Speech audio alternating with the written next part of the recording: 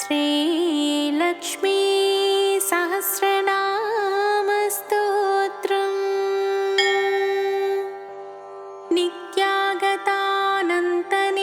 नित्यागतानन्तनित्यानन्दिनी जनरञ्जनी नित्यप्रकाशिनी चैव स्वप्रकाशस्वरूपिणी महालक्ष्मीर्महाकाली महाकन्या सरस्वती भोगवैभवसंधात्री भक्तानुग्रहकारिणी ईशावास्या महामाया महादेवी महेश्वरी हृल्लेखा परमाशक्तिर्मातृका बीजरूपिणी नित्यानन्दा नित्यबोधा नादिनी जनमोदिनी सत्यप्रत्ययनी चैव स्वप्रकाशात्मरूपिणी त्रिपुरा भैरवी विद्या हंसा वागीश्वरी शिवा वाग्देवी च महारात्रिः कालरात्रि स्त्रीलोचना भद्रकाली कराळी च महाकाली तिलोत्तमा काली कराळवक्त्रान्त कामाक्षी कामदा शुभा चण्डिका चण्डरूपेश चामुण्डा चक्रधारिणी त्रैलोक्यजयिनी देवी त्रैलोक्यविजयोत्तमा सिद्धलक्ष्मी क्रियालक्ष्मी मोक्षलक्ष्मी प्रसादिनी उमा भगवती दुर्गा चान्द्री दाक्षायणी शिवा प्रत्यङ्गिराधरा वेला लोकमाता हरिप्रिया पार्वती परमादेवी ब्रह्मविद्या प्रदायिनी अरूपा बहुरूपा च विरूपा विश्वरूपिणी पञ्चभूतात्मिका वाणी पञ्चभूतात्मिका परा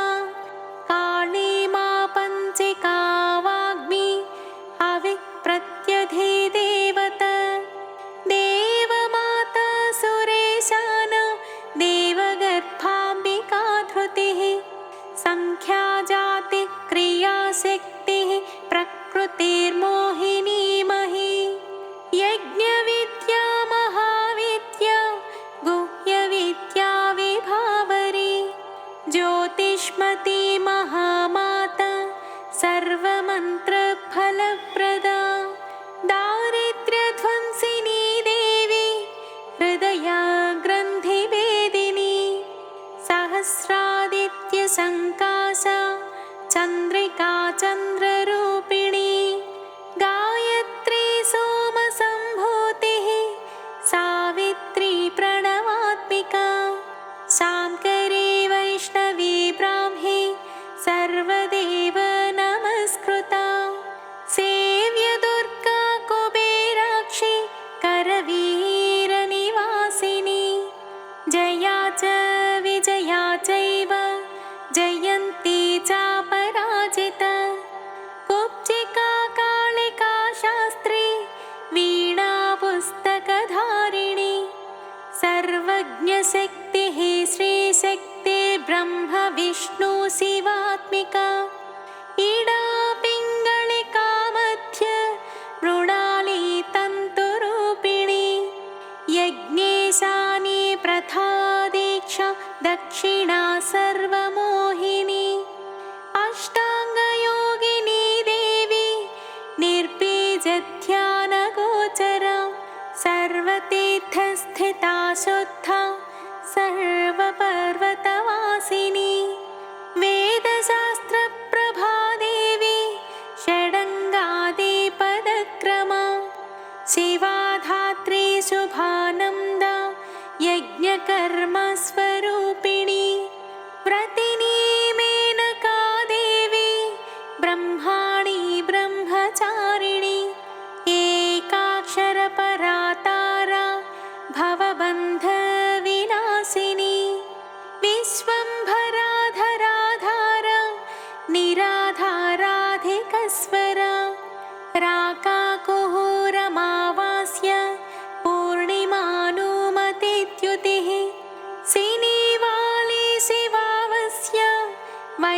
देवी पिसङ्गिला पिप्पला च विशालाक्षी रक्षोऽग्निवृष्टिकारिणी दुष्टविद्राविणी देवी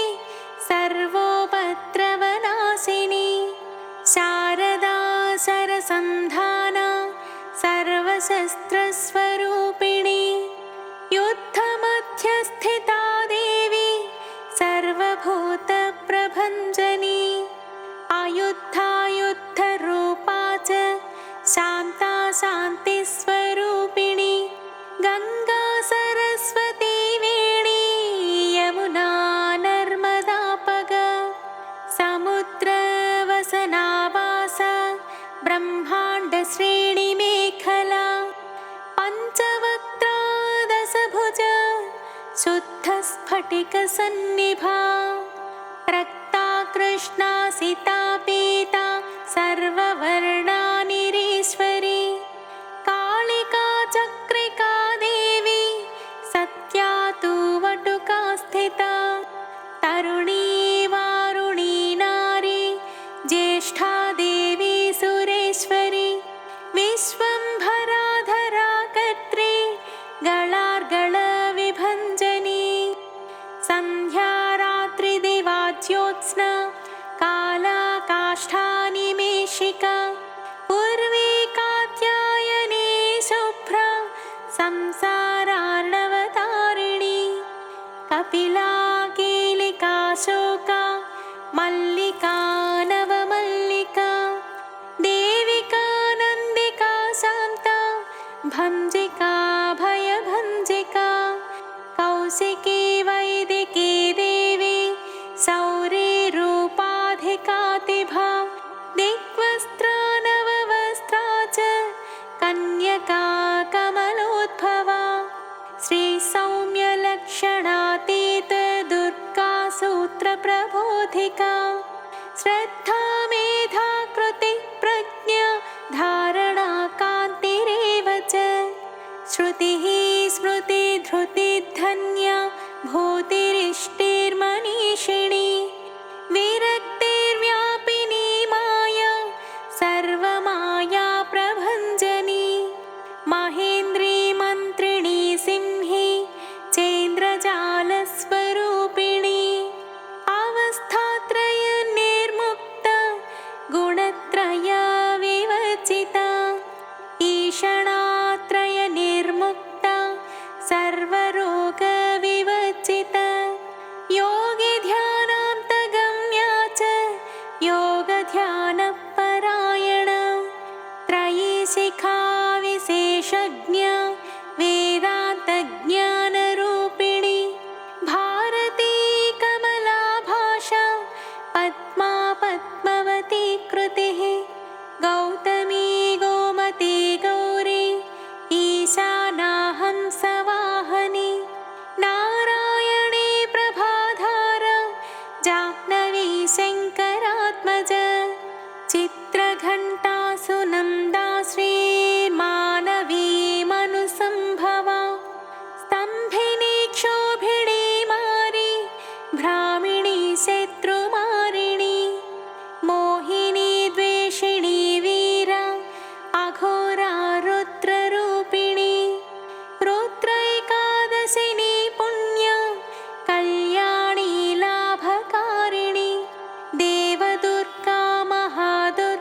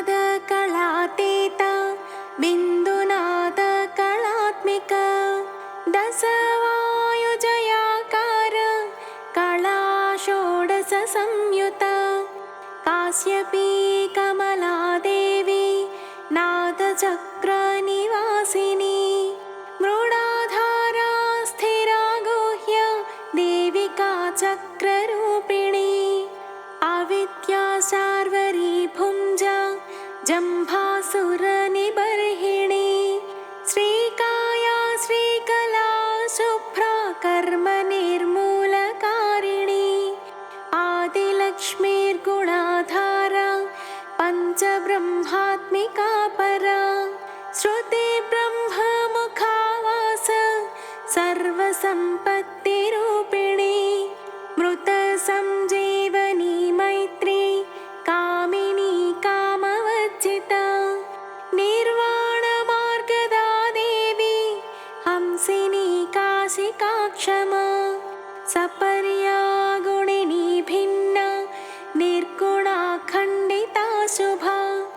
स्वामिनी वेदिनी शक्या शाम्बरी चक्रधारिणी दण्डिनी मुण्डिनी व्याघ्री शिखिनी सोमसंहतिः चिन्तामणिश्चिदानन्द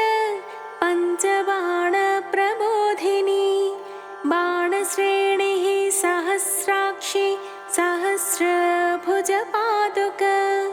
सन्ध्यावलिस्त्रिसन्ध्याख्या ब्रह्माण्डमणिभूषणा वासवी वरुणी सेना कुलिका मन्त्ररञ्जनी जितप्राणस्वरूपा च कान्ता काम्यवरप्रदा मन्त्रब्राह्मणविद्याथा नादरूपा हविष्मती आथर्वणि श्रुतिशून्य कल्पनावच्चिता सती सत्ता जाति प्रमामेया प्रमिति प्राणदागतिः आवर्णा पञ्चवर्णा च सर्वदा भुवनेश्वरी त्रैलोक्यमोहिनी विद्या सर्वभद्रेक्षराक्षरा हिरण्यवर्णा हरिणी सर्वोपद्रवनाशिनी कैवल्यपदवीरेखा सूर्यमण्डलसंस्थिता सोममण्डलमध्यस्था वह्निमण्डलसंस्थिता वायुमण्डलमध्यस्था व्योममण्डलसंस्थिता चक्रिका चक्रमध्यस्था चक्रमार्गप्रवर्तिनी कोकिलाकुलचक्रेशा पक्षति पङ्क्तिपावनी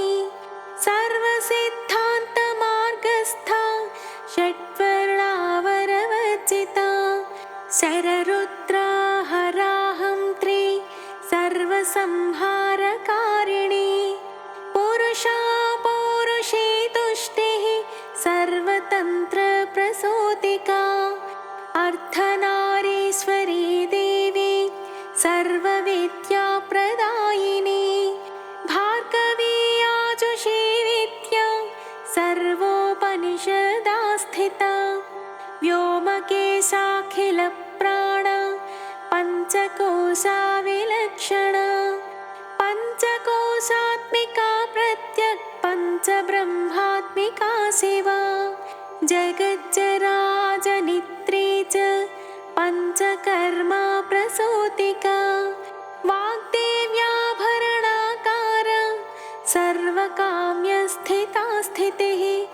अष्टादश चतुष्षष्टि पीठिका विद्ययायुता कालिका कर्षणश्यामा यक्षिणी किन्नरेश्वरी केतकी मल्लिका शोका वाराही धरणी ध्रुवा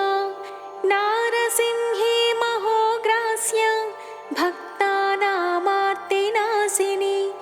अन्तर्बला स्थिरा लक्ष्मी जरामरणनाशिनी श्रीरञ्जिता महाकाया सोमसूर्याग्निलोचना अदितिर्देव माता च अष्टपुत्राष्टयोगिनी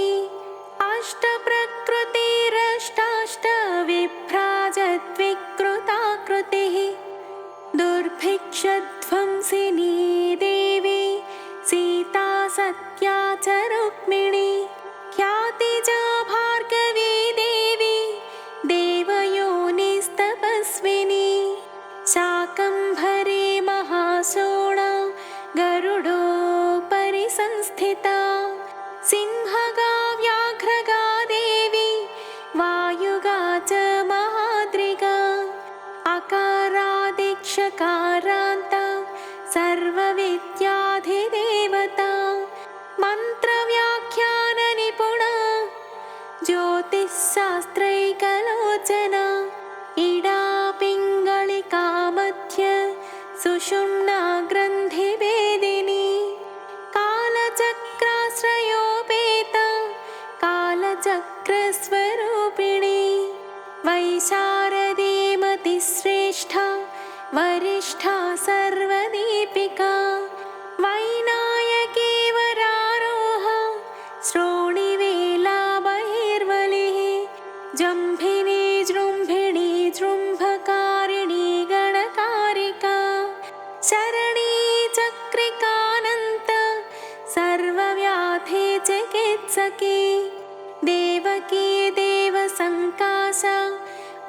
दयानिधि करुणाकरा सर्वरे सर्वसम्पन्ना सर्वपापप्रभञ्जिनी एकमात्रा द्विमात्रा च त्रिमात्रा च तथा परा अर्थमात्रा परा सूक्ष्म सूक्ष्म्यार्थात् परा परा एकवीरा विशेषाख्या षष्ठी देवी मनस्विनी नैष्कर्म्या निष्कलालोका ज्ञानकर्माधिका गुणा सम्बद्ध्वानन्दसन्दोहा व्योमाकारा निरूपिता गद्यपद्यात्मिका वाणी सर्वालङ्कारसंयुता साधुबन्धपदन्यास सर्वौको घटिकावलिः षट्कर्मा कर्कसाकार सर्वकर्मा विवर्जिता आदित्यवर्णा चापर्णा कामिनी वररूपिणी ब्रह्माणि ब्रह्मसन्ताना वेदवागीश्वरी शिवा पुराणन्यायमीमांसा धर्मशास्त्रागमश्रुता सत्यो वेदवती सर्वा हंसी विद्याधिदेवता विश्वेश्वरी जगद्धात्री विश्वनिर्माणकारिणी वैदिकी वेदरूपा च कालिका कालरूपिणी नारायणी महादेवी सर्वतत्त्वप्रवर्तिनी हिरण्यवर्णरूपा च हिरण्यपदसम्भवा कैवल्यपदवी पुण्या कैवल्यज्ञानलक्षिता ब्रह्मसम्पत्तिरूपा च ब्रह्मसम्पत्तिकारिणी वारुणी वारुणाराध्या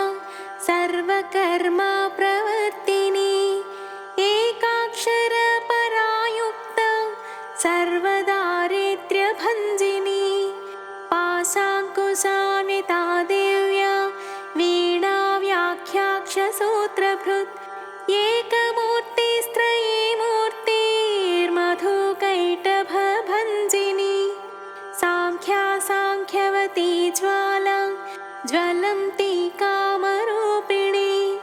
जाग्रन्ती सर्वसम्पत्तिः सुषुप्ता स्वेष्टदायिनी कपालिनी महादंष्ट्रा भ्रुकुटी कुटिलानना सर्वावासा सुवासा च बृहत्यष्टिश्च शक्वरी छन्दोगणप्रतिष्ठा च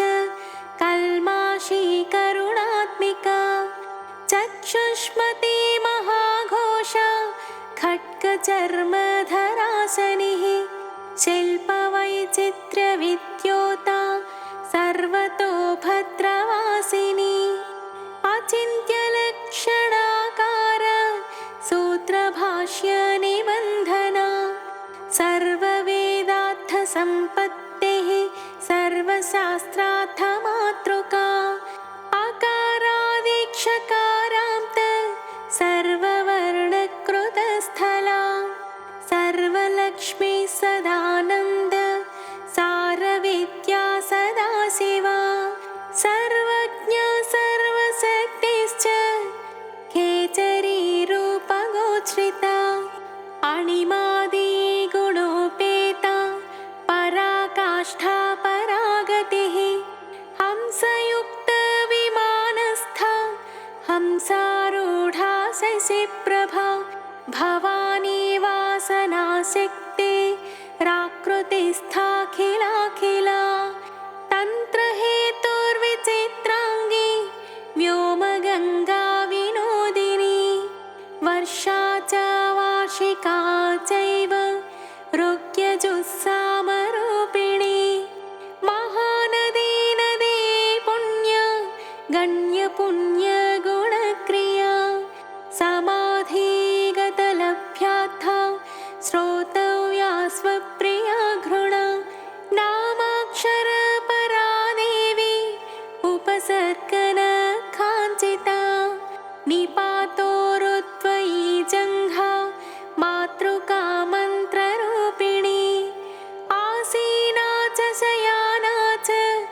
तिष्ठन्ति धावनाधिका लक्ष्यलक्षणा योगाढ्या ताद्रूप्यगणनाकृतिः सैकरूपा नैकरूपा सेन्दुरूपा तदाकृतिः समासतद्धिताकारा विभक्तिवचनात्मिका स्वाहाकारा स्वधाकारा श्रीपत्यर्थाङ्गनन्दिनी गम्भीरा गहना गुह्या योनिलिङ्गाथधारिणी शेषवासुकी संसेव्या चपलावरवर्णिनी कारुण्याकार सम्पत्तिः कीलकृन्मन्त्रकीलिका शक्तिबीजात्मिका सर्वमन्त्रेष्टाक्षयकामना आग्नेयी पार्थिवाप्या वायव्या व्योमकेतना सत्यज्ञानात्मिकानन्द ब्राह्मी ब्रह्मसनातनी अविद्यावासना माया प्रकृतिः सर्वमोहिनी शक्तिधारणशक्तिश्च चिदचिच्छक्तियोगिनी वक्त्रारुणा महामाया मरीचिर्मदमर्धिनी विराट् स्वाहा स्वधा शुद्धा निरुपास्ते सुभक्तिगा निरूपिता त्वयि विद्या नित्या नित्यस्वरूपिणी वैराजमार्गसञ्चार सर्वसप्तथदर्शिनी जालन्धरी मृणानी च भवानी भवभञ्जनी त्रैकालिकज्ञानतन्तो स्त्रिकालज्ञानदायिनी नादातीता स्मृतिः प्रज्ञा धात्रीरूपा त्रिपुष्कर पराजिता विधानज्ञ विशेषिता गुणात्मिका हिरण्यकेशिनी हेम ब्रह्मसूत्र विचक्षणा असंख्येय पराधान्त स्वरव्यञ्जन वैखरे मधुजिह्वा मधुमती मधुमासोदया मधुः माधवी च महाभागा मेघगम्भीरनिस्वना ब्रह्मविष्णु महेशादि ज्ञातव्यार्थविशेषगा नाभो वह्निशिखाकारा ललाटे चन्द्रसन्निभा भ्रूमध्ये भास्कराकारा सर्वताराकृतिर्हृदि कृत्तिकादिभरण्यं नक्षत्रेष्ट्यचितोदया ग्रहविद्यात्मिका ज्योतिर्विण्मति जीविका ब्रह्माण्डगर्भिणी बाला सप्तावरणदेवता वैराजोत्तमसाम्राज्य कुमारा कुसुलोदया बगला भ्रमराम्बा च शिवदूती शिवात्मिका मेरुविन्ध्यादिसंस्थान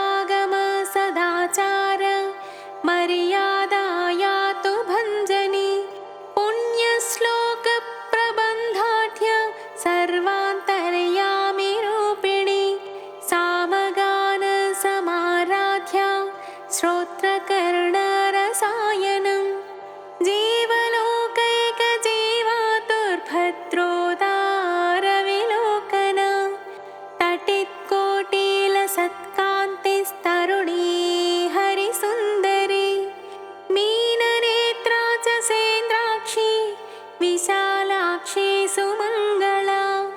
सर्वमङ्गलसम्पन्ना साक्षान्मङ्गलदेवता देहहृद्दीपिका दीप्ते जिह्मपापप्रणाशिनी अर्थचन्द्रोल्लसद्धंष्ट्रा यज्ञवाटी विलासिनी महादुर्गा महोत्साह महादेवबलोदया निरङ्कुशा नाकिवन्द्या षडाधाराधिदेवता भुवनज्ञानिनि श्रेणी भुवनाकारवल्लरी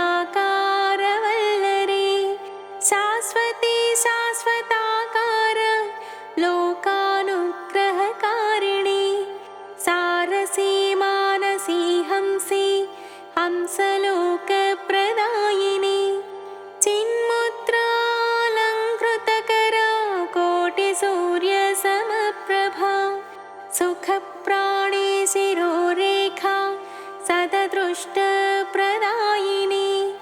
सर्वसाङ्कर्यदोषघ्नी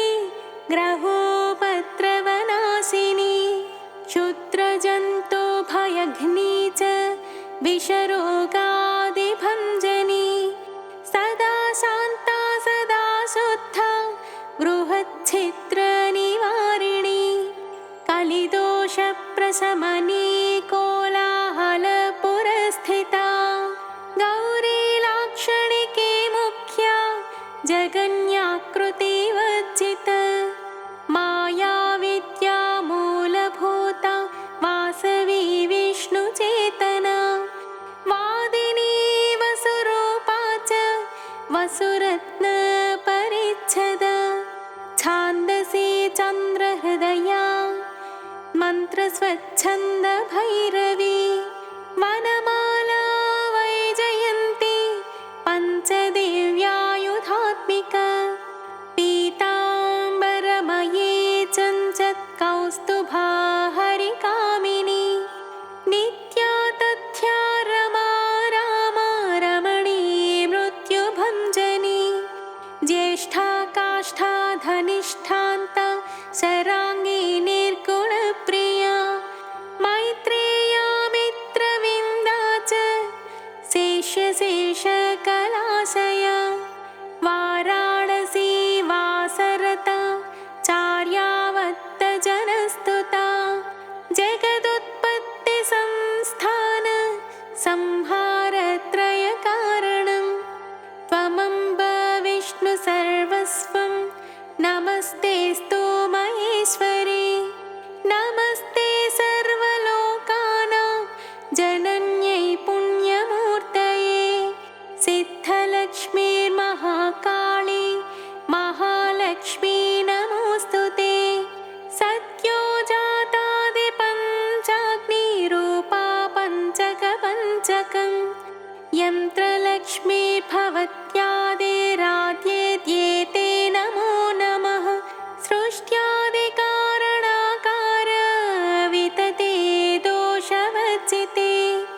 जगल्लक्ष्मी जगन्माता विष्णुपत्नी नमोऽस्तुते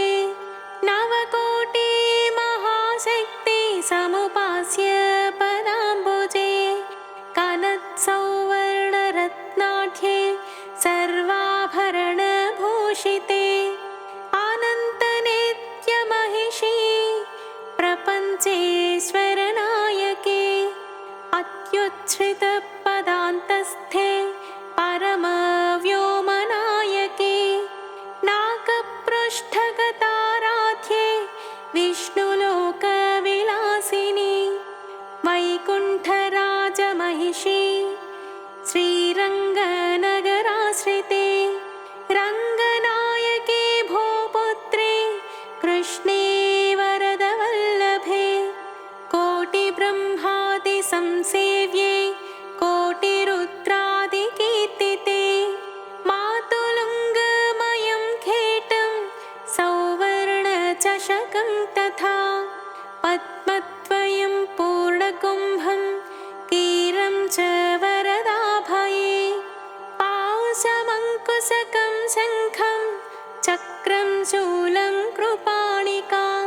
धनुर्बाणौ चाक्षमालां चिन्मुद्रामपि बिभ्रति अष्टादशभुजे लक्ष्मीर्महाष्टादशपीठगे भूमिनीलादिसंसेव्ये स्वामि चित्तानुवर्तिनि पद्मे पद्मालये पद्मे पूर्णकुम्भाभिषेचिते इन्दिरेन्दीवराभाक्षि क्षीरसागरकन्यके भार्गवी त्वं स्वतन्त्रेच्छावशीकृतजगत्पतिः मङ्गलं मङ्गलानां त्वं देवतानां च देवता त्वमुत्तमोत्तमानां च त्वं श्रेयः परमामृतं धनधान्याभिवृद्धिश्च सार्वभौमसुखोच्छ्रया आन्दोलिकादिसौभाग्यं मत्ते भाति महोदयः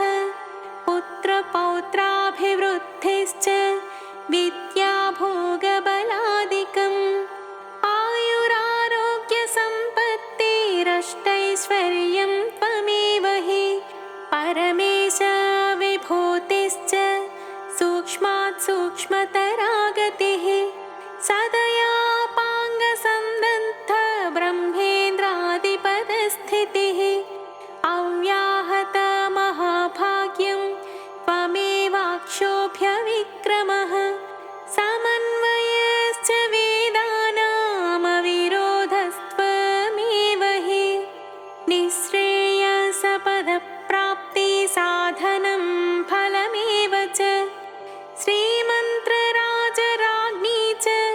श्रीविद्याक्षेमकारिणी श्रीं बीजजपसन्तुष्टा ऐं ह्रीं श्रीं बीजपालिका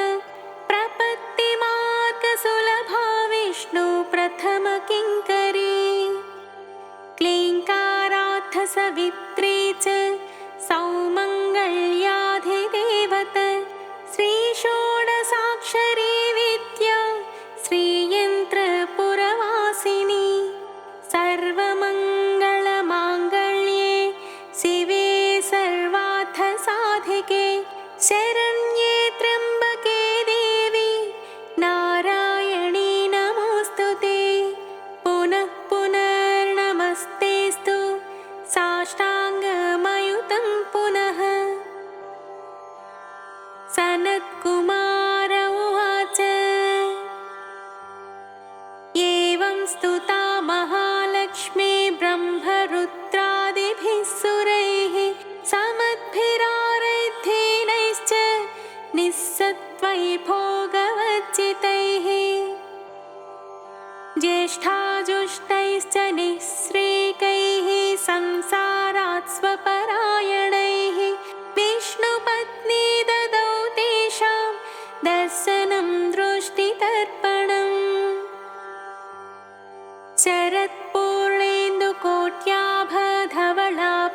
शरत्पूर्णेन्दुकोट्याभधवलापाङ्गवीक्षणैः सर्वान् सत्त्वसमाविष्टां चक्रे हृष्टावरं ददौ महालक्ष्मीरुवाच नाम्नां साष्टसहस्रं मे प्रमादाद्वापि यः सकृत् कीर्तयेत्तत्कुले सत्यं वसाम्याचन्द्रतारकम् किं पुनर्नियमाच्छप्तुर्मदेकशरणस्य च मातृवत्सानुकम्पाहं पोषकी स्यामहर्निशम् मन्नामस्तुवतां लोके दुर्लभं नास्ति चिन्तितं मत्प्रसादेन सर्वेऽपि स्वस्वेष्टार्थमवाप्स्यत लुप्तवैष्णवधर्मस्य मद्व्रतेष्वकीर्णिनः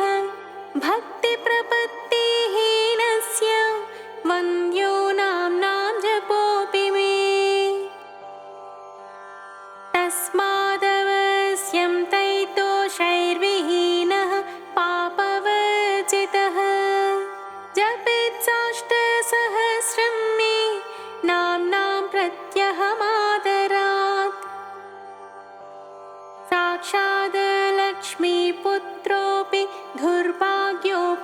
मनसोऽपि वा अप्रयत्नोऽपि मूढोऽपि विकलः पतितोऽपि च अवश्यं प्राप्नुयात् भाग्यं मत्प्रसादेन केवलं स्पृहेयमचिराद्देव वरदानाय चापिनः ददामि सर्वमिष्टार्थं लक्ष्मीति स्मरतां ध्रुवम् सनत्कुमार उवाच इत्युक्त्वान्तर्दधे लक्ष्मीर्वैष्णवी भगवत्कला इष्टापूर्तं च सुकृतं भागधेयं च चिन्तितं स्वं स्वं स्थानं च भोगं च विजयं लेभिरे सुराः तदेतद्ब्रवदाम्यद्य लक्ष्मीनामसहस्रकं योगिनः पठत क्षिप्रं चिन्तितार्थानवाप्स्यथ गाज्ञ उवाच सनत्कुमार योगीन्द्र इत्युक्त्वा सदयानिधिः अनुगृह्य ययौ क्षिप्रं तांश्च द्वादश योगिनः तस्मादेतद्रहस्यं च गोप्यं जप्यं प्रयत्नतः अष्टम्यां च चतुर्दश्यां नवम्यां भृगुवासरे पौर्णमास्याममायां च पर्वकाले विशेषतः जपेत्वा नित्यकार्येषु सर्वान् नामानवाप्नुयात् इति